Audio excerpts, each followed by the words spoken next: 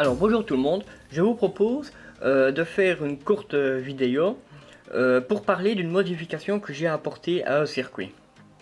Le circuit en question est l'avertisseur d'inversion de polarité que j'avais parlé il y a quelque temps.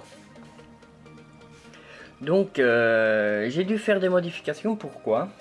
Tout simplement donc sur une petite charge il n'y avait pas de dysfonctionnement, mais une fois que j'utilisais le circuit d'avertissement d'inversion de polarité sur une plus grosse charge, il se trouvait que j'avais un dysfonctionnement du circuit du fait que en sortie j'avais donc une variation à la baisse de courant. Donc au travers de cette vidéo, je vais vous expliquer ce qui a été modifié et l'effet que ça a produit, quoi. Donc voici le schéma en question de cet avertisseur d'inversion de polarité que je vous avais présenté sur il y a quelque temps en vidéo. Donc on retrouvait la résistance et sa LED, une résistance et une diode AN4007, une résistance avec sa LED, mais ici, donc il n'y avait pas encore le condensateur ici. Quand je mettais un courant en entrée, en sortie, pour une petite charge, ça ne me posait pas de problème. Donc le circuit fonctionnait correctement. Mais une fois que je mettais une plus grosse charge au niveau de la sortie,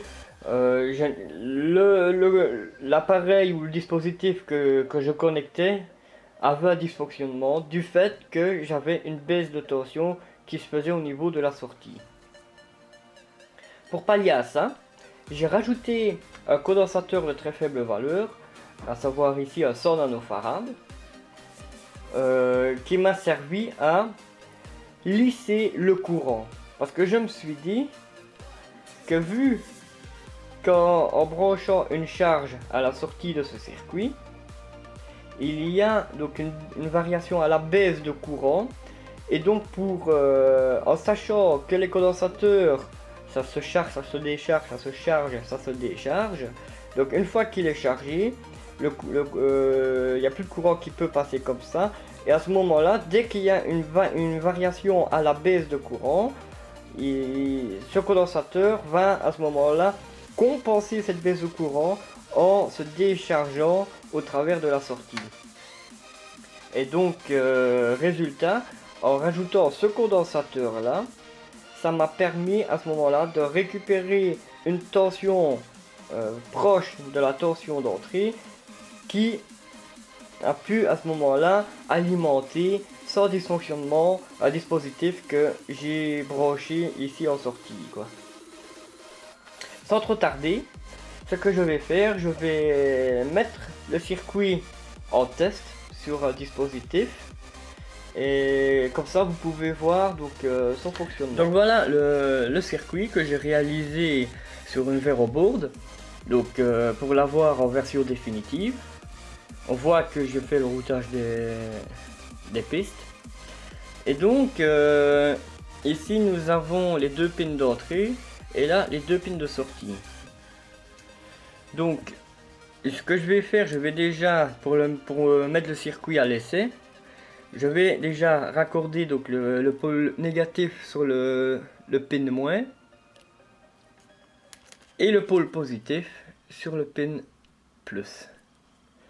Donc ceci est raccordé donc sur une allumette de 5 volts, et donc quand j'allume, voilà, on voit, on a la LED verte qui s'allume pour signaler qu'on est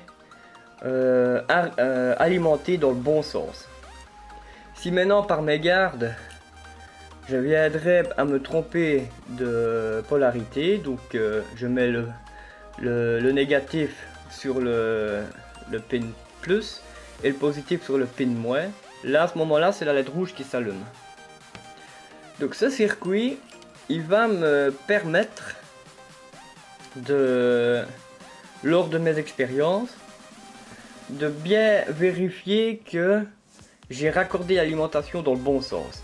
Si c'est raccordé dans le mauvais sens, il n'y aura pas de courant qui va sortir ici pour venir alimenter un dispositif que j'y brancherai éventuellement en sortie. Chose que je vais maintenant faire l'essai, avec un circuit qui fait l'objet justement de la prochaine vidéo. Donc voilà. Ici j'ai utilisé là des connecteurs du pont. Le blanc c'est pour le positif, le noir c'est pour le négatif. Donc je branche déjà le noir sur le pin positif, le négatif pardon, et le blanc sur le pin positif. Voilà. Ensuite je vais raccorder donc le positif sur le pin plus et le négatif sur le pin moins. Donc là on est raccordé dans le bon sens, ce qui a pour effet que le circuit ici fonctionne. Maintenant si par mégarde la polarité devrait accidentellement être inversée, là je suis sur une allume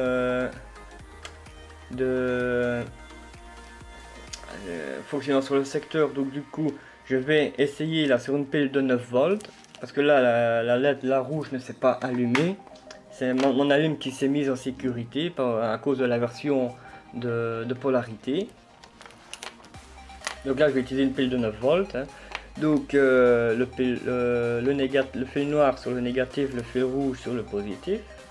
Voilà.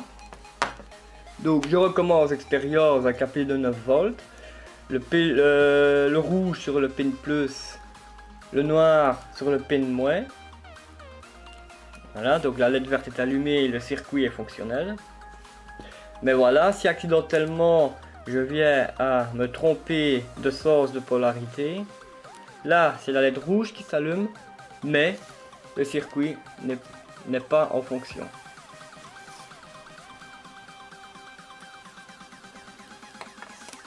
Donc voilà. J'espère que cette petite vidéo annexe là vous a plu. Et donc, je vous donne rendez-vous pour la suite des prochaines vidéos sur la chaîne Proto Électronique. Voilà, bye!